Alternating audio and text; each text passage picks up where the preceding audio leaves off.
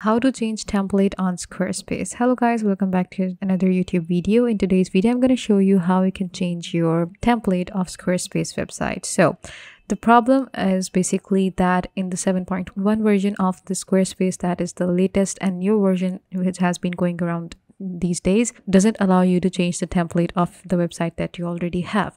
So what you can do instead is you can just go on and create a new website with a new template, and that's how you can use another template if you want to. But if you don't want to do that, what you can do is go on to your website, and here you're going to find an option which says design.